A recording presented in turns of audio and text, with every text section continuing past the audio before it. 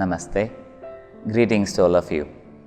Grandmaster Shiva Cox அவர்களுடைய Achieve the Impossible Lotus சூத்திராலேருந்து இன்றைக்கான முக்கியமான செய்தி. Avoid a big overhead or expensive expense. Avoid financial risk.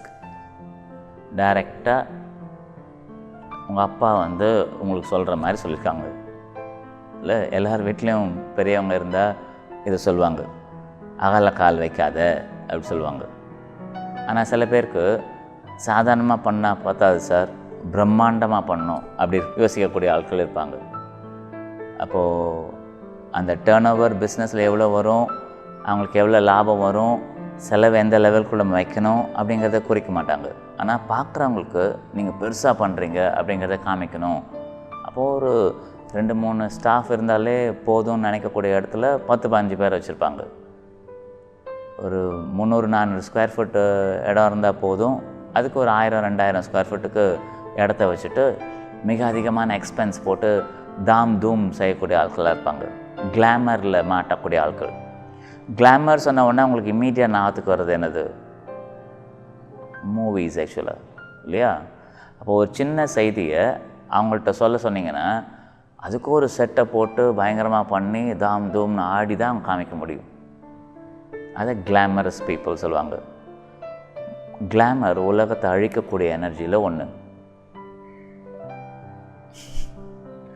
ஆனால் அது வேடிக்கை மாதிரி தெரியுது, இல்லையா? அந்த வேடிக்கை வளமைக்கு ரைட் ஆப்போசிட்டான எனர்ஜியும் கூட. அது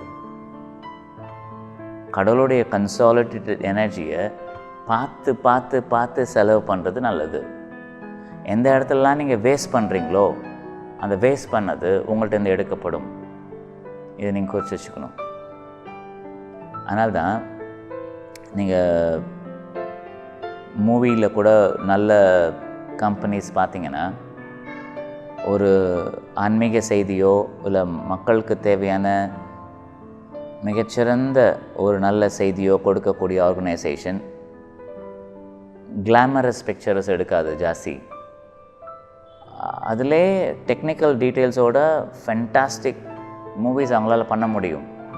ஆனால் செய்தி இல்லாமல் வெறுமனே கிளாமரை மட்டும் பணத்துக்காக மட்டும் செய்யக்கூடிய அது செலவு. அது மக்கள் பார்க்கும்போது அவங்களுக்கு அதுலேருந்து கற்றுக்கக்கூடிய விஷயமும் பெருசாக ஒன்றும் இருக்காது. இந்த மாதிரி விஷயங்கள் அவாய்ட் பண்ணுறது நல்லது.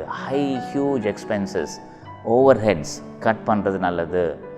அளவுக்கு மீறின ரிஸ்க் எடுக்கிறது லாஜிக் கிடையாது அப்படிங்கிறத சொல்கிறாங்க. சினிமா இண்டஸ்ட்ரியில் இருக்கவங்க எவ்வளோ ரிஸ்க் வேணால் எடுக்க முடியும். அவங்களால கோடிக்கணக்கில் ரிஸ்க் எடுக்க முடியும். லாஸ் ஆச்சுன்னா மொத்தமும் போச்சு. அதை பற்றி அவங்க யோசிக்கிறாங்களாங்கிறது தெரியாது.